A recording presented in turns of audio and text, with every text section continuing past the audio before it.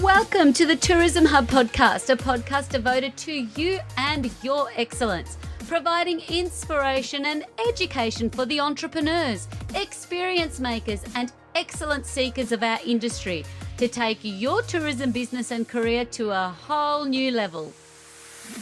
Relax.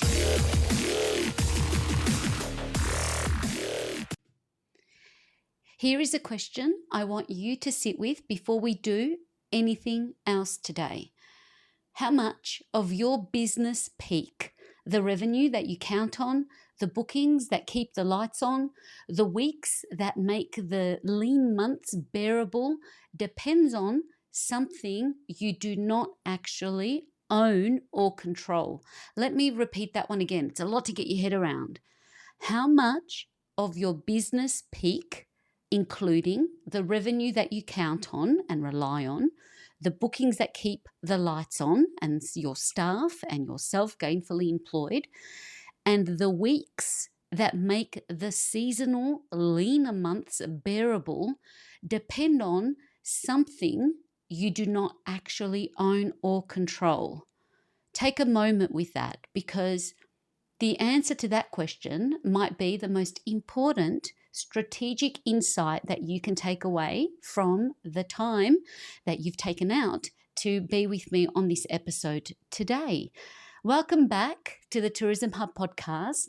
I am your proud host, Despina Karatzias, founder of the Institute of Excellence, and someone who has spent nearly 2 decades managing tourism operations before moving into training and education operations, speaking and consulting, and practically doing the lot in a business, my own business, Institute of Excellence. I say that because it matters where I also came from in these conversations, because I'm not observing the visitor economy or the tourism industry from a comfortable distance.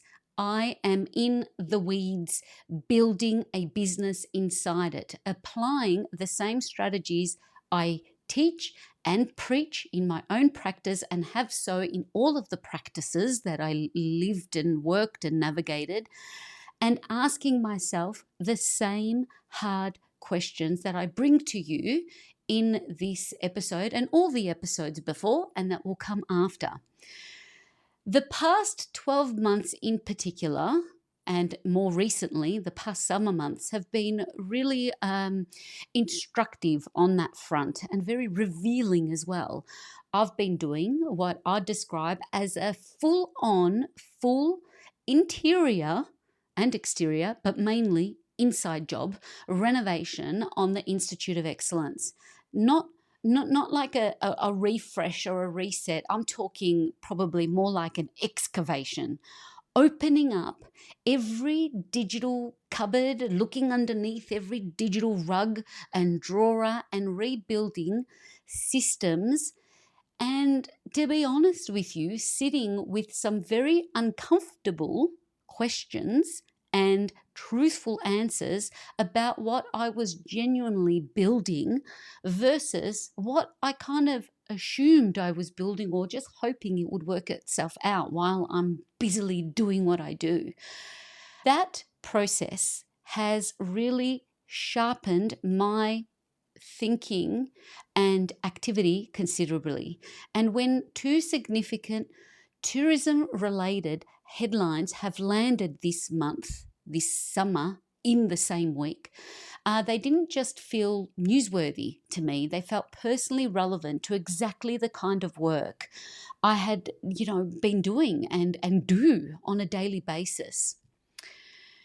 Before we go any further, I want to take a moment to acknowledge the Wurundjeri Woiwurrung people of the Kulin Nation, the traditional custodians of the land on which I love, live, work, and record this podcast.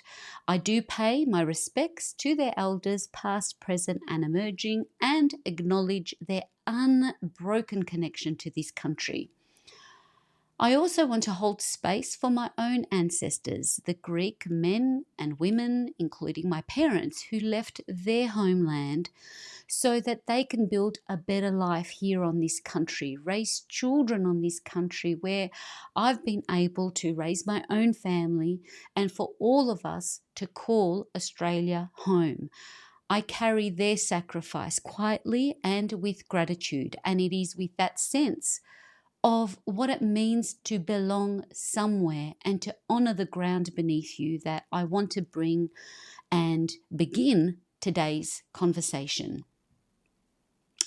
The first is of that came to light of the updated Thrive 2030 Action Plan, Australia's national tourism strategy, overhauled and re-released with renewed ambition and specific capability expectations for the operators and experience makers across the sector.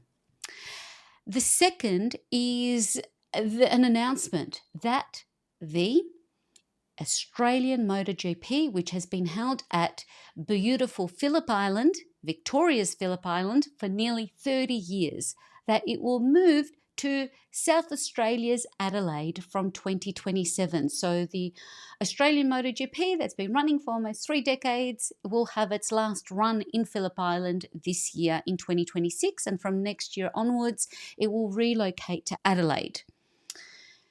One is about structured national ambition, Thrive 2030. The other element I want to discuss and unpack is the very human reality of what we are, the entire ecosystem of the visitor economy, exposed to. The reality of what happens when acceleration disappears from a community that built its identity around it. And together they do make somewhat of the same argument from two completely different directions. Acceleration and alignment are not the same thing. And in the long run, one matters far more than the other. Hang in there, stay with me. It's taken me some time to unravel all the upper moments and what it was doing. The more I read, the more I watched, the more I learned, the more questions I had. And I thought, what better way to frame this and put it together in an episode for you? And that's what we're going to do. Today we're going to unpack both. I want to give you the strategic context inside Thrive 2030 that most operators that I've exposed the Thrive 2030 document never heard of it, never read it, and didn't even know it existed. And I find as an educator, that's part of what I'm here for. And I want to do the same for you. And separate to that, I want to sit with the Phillip Island story in a way that goes beyond what the headlines are saying or the arguments or the debates. And I want to give you a framework that will hopefully change how you think about what you are building and for who you're building it for. So now, when we are looking at this Thrive 2030, and we'll start there, I want to put that, I've gotten a bit clever. I'm going to put the over. If you're watching this on YouTube, you'll see I've done some clever little things to put up the document, what it looks like. But for all of you that are listening and tuning in on the audio version of the podcast, everything will be on instituteofexcellence.com/podcast, and it will be the first one loaded. So you can see all the links that will go directly to everything that we're talking about here today. All right, back to center. Thrive 2030, what it is and why it matters more than you might think. Thrive stands for, we love the acronym, and there is one for Thrive, believe it or not, the reimagined visitor economy. It's Australia's national tourism strategy overseen by Austrade, who are the Australian Trade and Investment Commission, the federal, so it's a national body responsible for promoting trade, investment and tourism on a global stage. And I want to be precise about what it is, because it is very easy to dismiss these kinds of documents and strategies as political things that we have no business in. And this one is not that. When Thrive first launched in 2022, I think it was, I happened to be in Canberra that week when it dropped. And I ended up going into the Austrade official. It was very, very, very official. You had to go through a whole security check. I would say would give the airport a run for its money, what you had to do just to have a meeting. Now that meeting, it was fresh, newly printed Thrive documents, it wasn't even a document, it was a book, a beautiful bound, colourful book. I came home with that full document and read it cover to cover that weekend. In fact, we were at the beach. It was a beautiful warm day that weekend, and I didn't read it and take it to the beach out of professional obligation. It was because I genuinely wanted to understand the architecture, the thinking, the humans that were behind this strategy. So while most people were on the beach reading their fiction or their, trashy magazine, I was inside this federal tourism strategy. Okay, yes, tourism nerd alert confirmed, proud, and you wouldn't be listening to this if you weren't one too. Yes, we're a special little thriving, enthusiasts. But, okay, the thing that made the beach read worthwhile and following it ever since is that on the pathway and on the journey, knowing that it existed, knowing what priority my work in industry training and development linked to, connecting with operators and joining the dots that even though we're here in the Murray, in the town of Echuca, this is why we're here. It's all connected to a national strategy. And it worked. I've seen full circle from 22 to 25 in that 3 years, anchoring, all hands in the middle again, and literally singing from the same hymn book. It brought things to life because that's the thing. Thrive is not abstract. It shapes the policy and funding decisions that flow through to every level of the sector.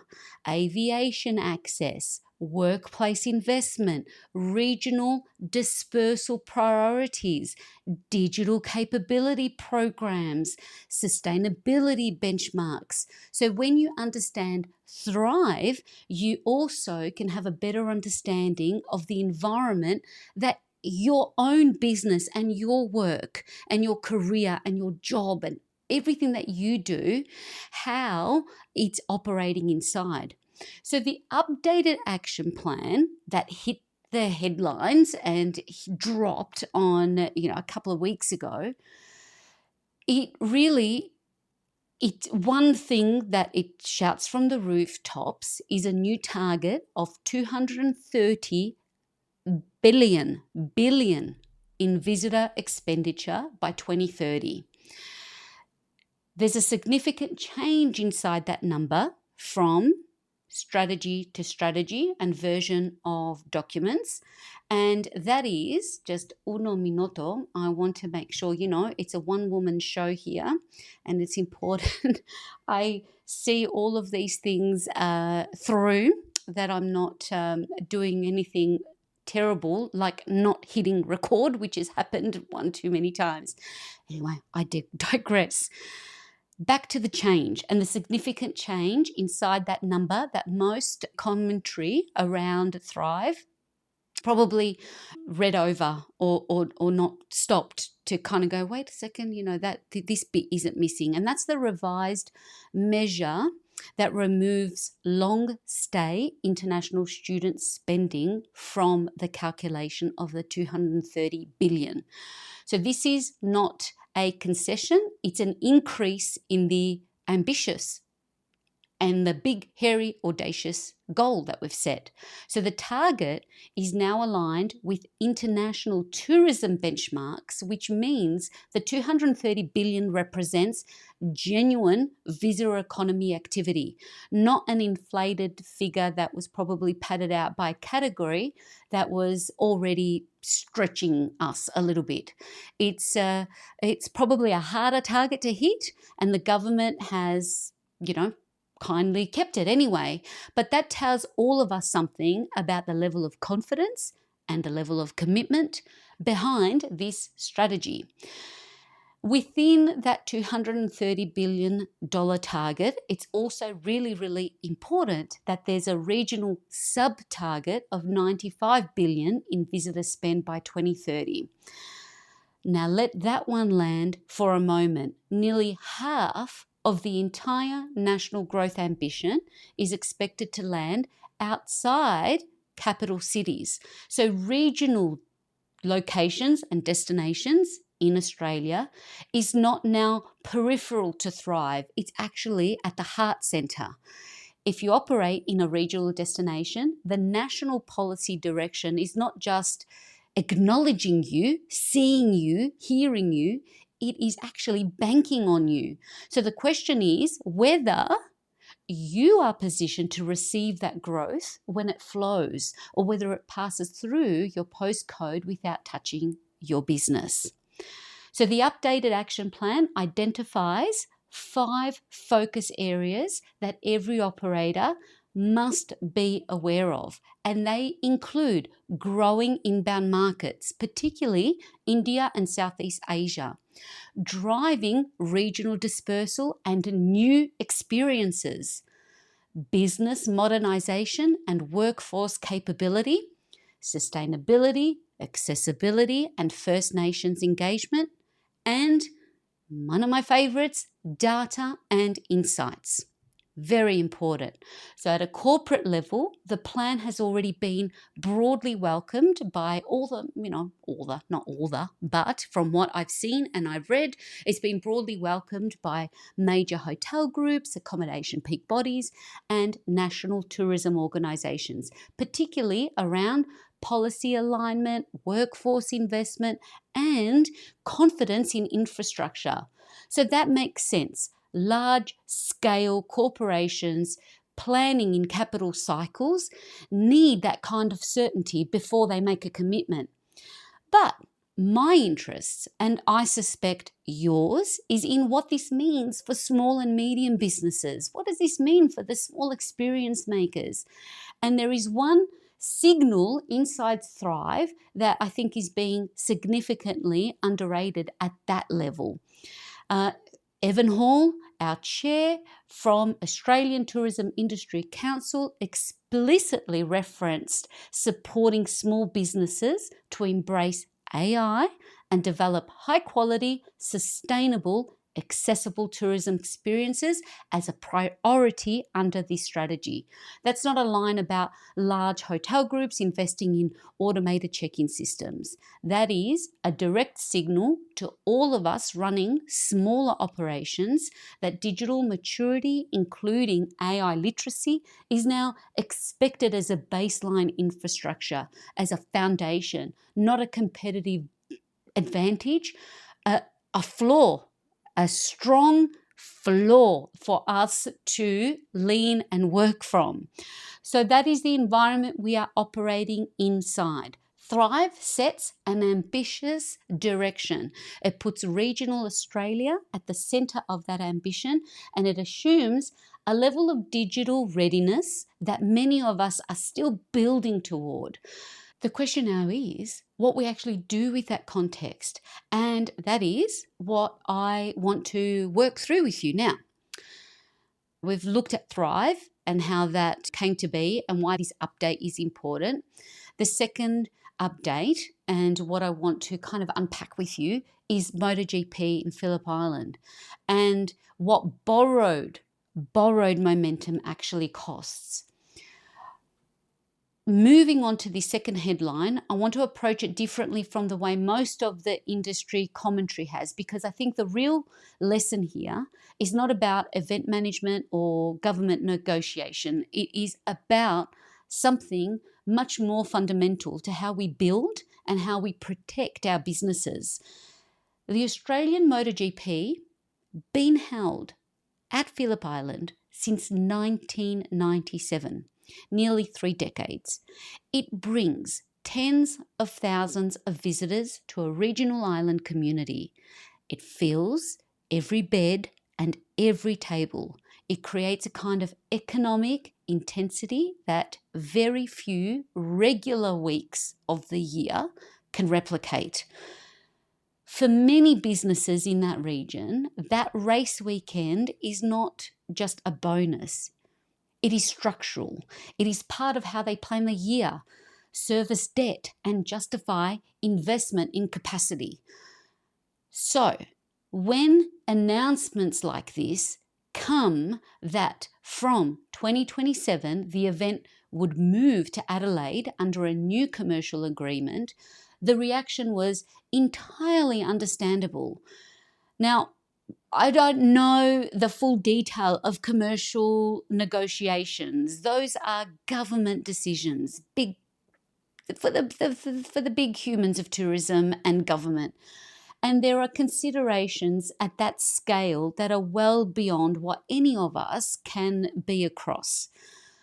Our minister, Steve Dimopoulos, explained those broader considerations publicly, and I do not think that decision was made lightly. I've got a grab here from ABC in Melbourne of what the Honourable Mr. Dimopoulos had to say. Check it out.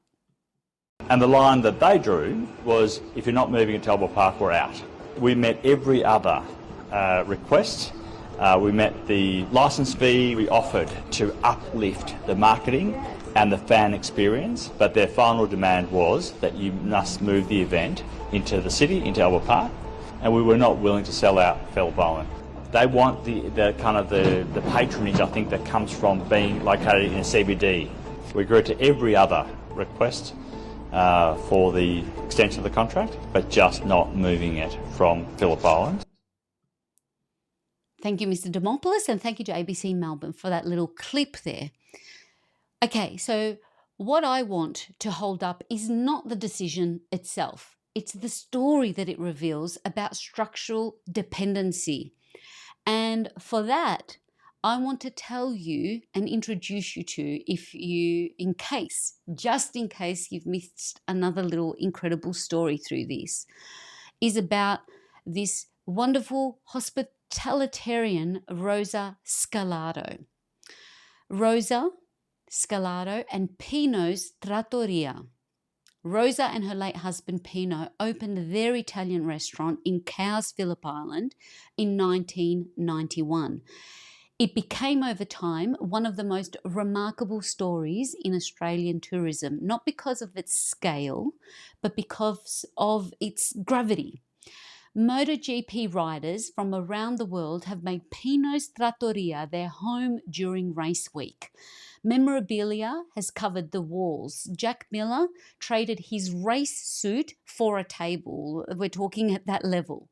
Fans have queued for hours just to be in that room during this event. Rosa was eventually named the #1 ticket holder for the event, and in recognition and in acknowledgement of what she and her family have built over 30 years. I had the privilege of meeting Rosa's 3 children at the Destination Phillip Island conference last year before I even knew anything about the story, about the restaurant. I just could feel something extraordinary in this family and in this woman. You just need to go Google Rosa and the advocacy that she has really brought voice to this whole discussion.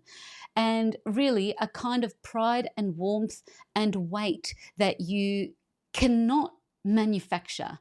You earn this over decades. Please do yourself a favor, watch the video that MotoGP dedicated to Rosa. It's on their YouTube channel, and you will understand immediately what I mean. It's the kind of thing that makes you really proud to work in this industry, but also you see the ripple effect that these decisions can bring to a business community. I'll add it into all the show notes, and it's also what makes these stories of these businesses and the impact is also what makes this loss feel very, very real. So the community in mourning on the day that it was announced, when we talk about economic injection from major events, this is what it looks like at its best. Not just revenue, legacy, identity, community. The economic argument matters hugely, but the human argument is the one that really is always going to stay with you. I want to take the moment also to be equally clear about the other side of this, that it is a huge congratulations to South Australia. There will be businesses in Adelaide and regional destinations who are about to experience the kind of acceleration that Phillip Island has enjoyed for nearly 30 years. And they have worked to position themselves for it. So one of them will actually be on a podcast soon, so keep an eye out for that. But that growth is real and it is deserved. So the lesson here is not about who wins or loses a government contract. The lesson that I want to share with you that I take away from this is about what we learn from the moment of transition. And it brings us to the most important strategic principle in what I'm about to share with you, or why I've taken the time to put this together. And it is that acceleration of this sort is not ownership.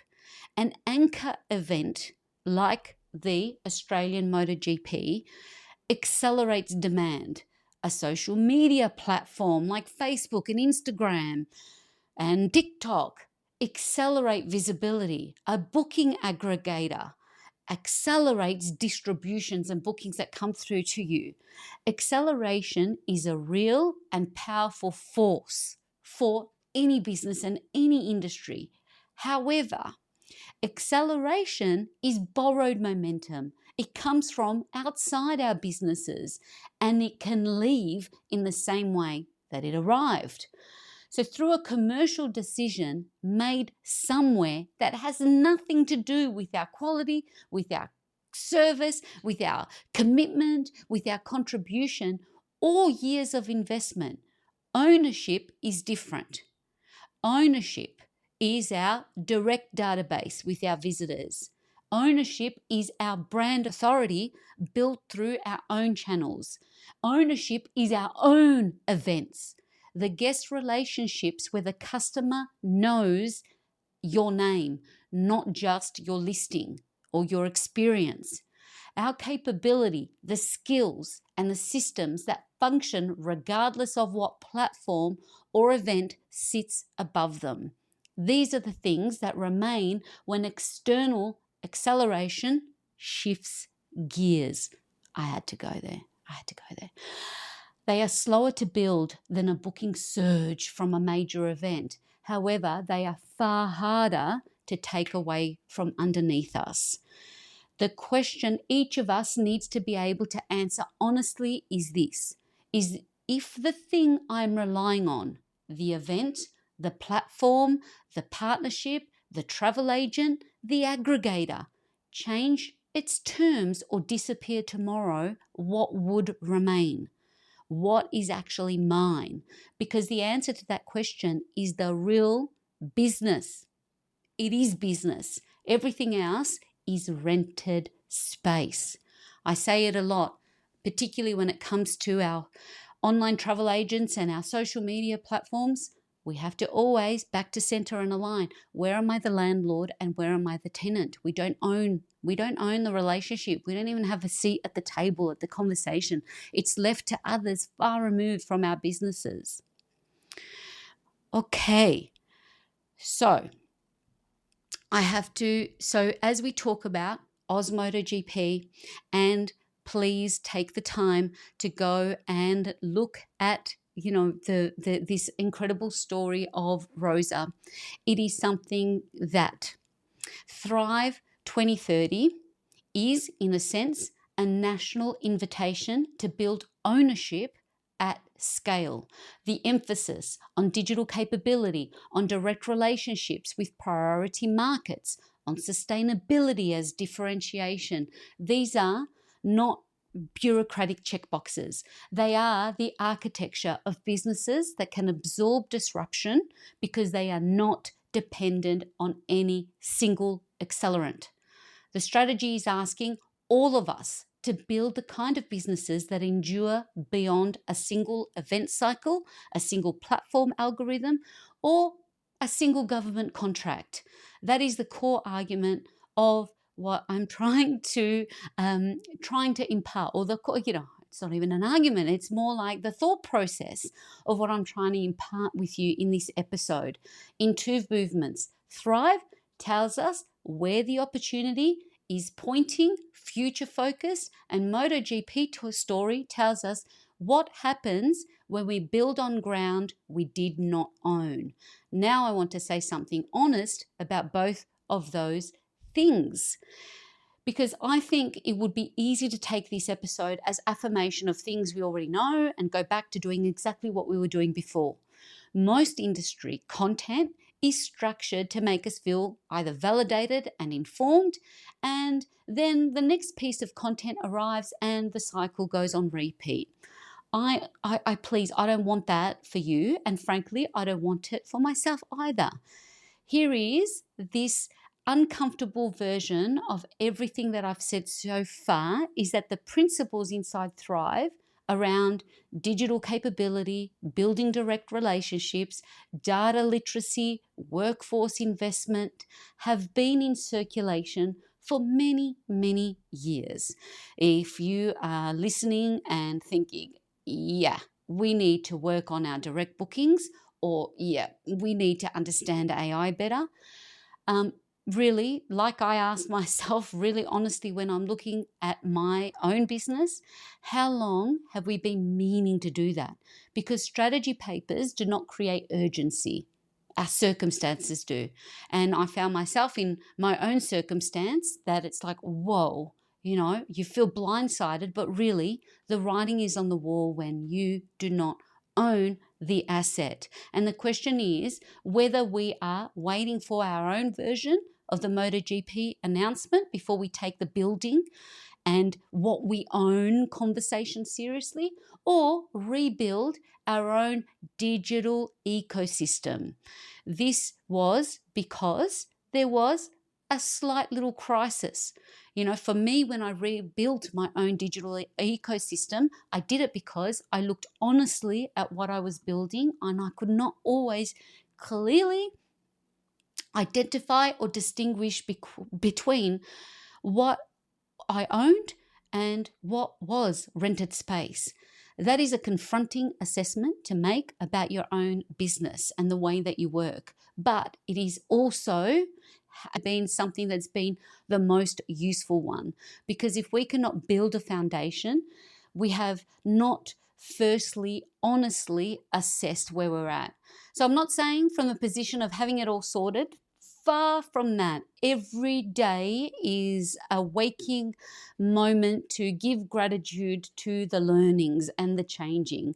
What I'm here to say, as someone who has just continues to do the work and found even more gaps than I could ever expect, is where I'm coming from. So the other thing that's worth naming is that the size of the ambition inside Thrive relative to the reality most of us are navigating.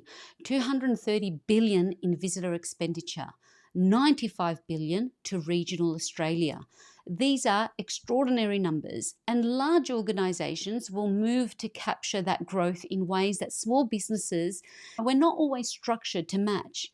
That's not, being pessimistic. It's just kind of looking at it through a clearer lens. So growth will not always flow to us automatically because the policy points our way, it will flow toward the businesses and the organizations that have made themselves structurally ready to receive it. So preparation will capture the opportunity. Ambition on its own, it's not a strategy. Which brings us to what we can actually do about it. And that's where I want to finish things off here. If this episode has got you thinking about the difference between acceleration and ownership, if it's made you sit a little longer with the question of what in your business is genuinely yours, and I'm talking direct bookings, social media followers over an email database that you own, I'm talking about an event that is owned by an international organization versus an event that your community has put on together. The intention of this episode has come through to fruition. I want to share with you that I'm going to do something I haven't done before on Tourism Hub Podcast. I'm extending my own courageous bravery, putting on something that is Institute of Excellence led. And on March 19 at 12 p.m. midday, I'm going to host a live training session, free. Yes, free, to just get more in the weeds of, tactics. Let's get practical. All right, sorry. I lose myself in the music. But anyway, Digital and AI Readiness in 2026 is the name of the training. It is virtual, so you can join in from anywhere, any place. It's at 12 p.m. Australian Eastern. It's probably just Melbourne time. Just look up 12 p.m. Melbourne time. I'll have all of those details in the show notes as well. And the way I'm preparing this one is more as a 30-day reset plan. So how can we kind of just move the dial, get our engines roaring. We'll work through your digital authority, AI readiness, your structural, where I found a lot of blind spots as I've uncovered. So I'm going to take what I've done over months and pack it into an hour of power. Not theory, actual process I've used inside my own business and what I share with my own businesses and clients. We'll put it this way, if 2030 is the map, this session is going to be the GPS. Oh, I like that one. There's so many good things because there's motors involved. I like it. So alongside that, there's another thing I'm launching. Ready for it? Oh, I need to. Where is it? Sorry, I must. I'm probably going to lose it now. Will it present itself? No, it won't. Exactly what I need is... No, here it is. Ready? It is. No, I'm going to indulge in this again. So alongside that, I'm launching the Digital and AI Growth Diagnostic. Thanks, guys. Thanks, everyone. Oh, that's something. There's other things I can do here. What's this one? I think that one's better. The Digital and AI Growth Diagnostic, which is the deep dive individual version of this work. So things that I have nutted out and unpicked and stitched back together and looked at from a lens of commercial viability is what the Digital and AI Growth Diagnostic is giving. Like you go to the GP and you get get a diagnosis of where things are at. That's what I really wanted to do, something just to give a competitive lens to a business about where your strengths are, where your weaknesses are, and you've got leaking buckets of money, where your opportunities are, and of course, where are the threats. So this all includes comprehensive capability assessment, full website and authority audit, personalized video. So I will personally create a video and walk through, not an AI bot, not an AI agent, not Despina AI, me, to complement a report that I'll put together, and a roadmap, a quarterly action plan. And once it's been delivered, we're going to book a live one-on-one time together as a bit of a strategic 101 that we will go through. Now, I think if this was out there in the marketplace, it'd be worth around a $5,000 project, to be able to do this. I'm valuing it at $1,500, but I'm going to make it available for $500 for a diagnostic on your business for a limited time, maybe till the end of the season. Let's do that. Not end of the season, end of March. That's what I'm thinking now anyway. However, as a Tourism Hub listener, I am going to give that full shebang, that full package together away to our active listener. Oh, God. This is what happens when you're a solo podcaster, editor, putting it all together. You find these little cool things, and I want more of them. I don't know what the others mean. I've got another one lined up, but I'll wait for the moment. All right. So this is what we're going to do. So I'm going to give one away to a wonderful listener. The way to go in the running to receive full diagnostic to the value of $1,500. That's what the price will be when it, once it's kind of out there in the marketplace. All I ask is to subscribe and leave a review on your favorite podcast platform, and then head over and subscribe to the YouTube Institute of Excellence and Despina Karatzias YouTube channels. If you've done all of those and I see the same names come up, you're in the draw. I'll announce the winner. I'll get in touch with you directly, and I'll, nothing will give me more pleasure than work through your business together with deep focus, because it deserves it more than any other surface or desktop, or fill out a questionnaire and get an automated response.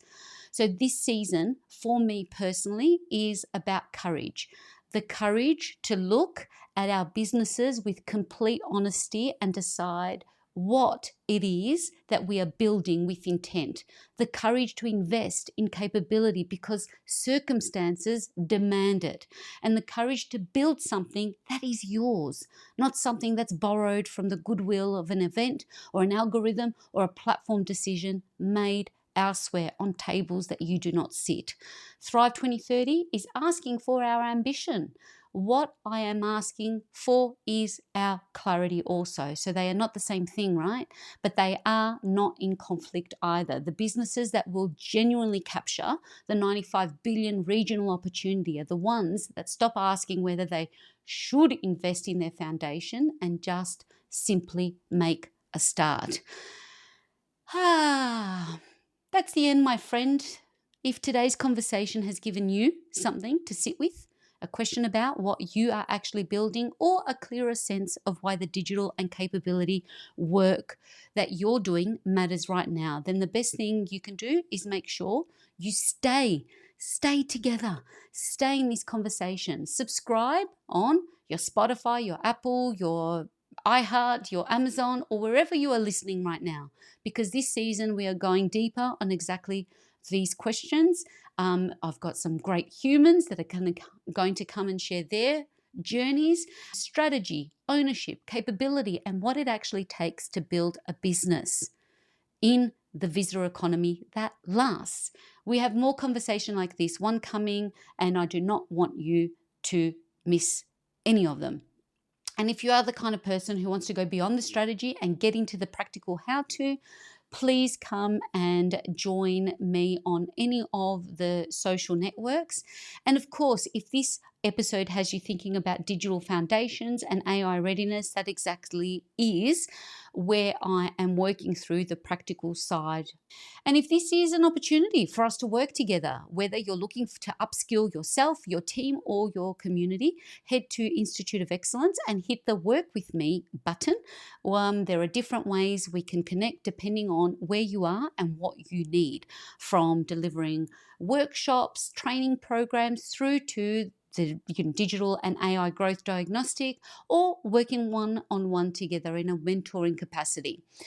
But if you're not ready for any of that, don't worry about it. There's free training and mentoring guide on the site, and we can always stay here. This episode will always be free to you, from me to you, my gift to you.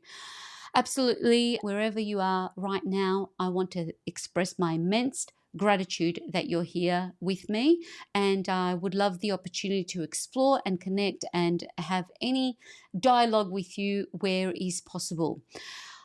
Without further ado, let's be better than we were yesterday, and in light of today's conversation, let's build better than we built yesterday, what we own. Until next time, sending love and good health as you continue to deliver your excellence. Bye for now.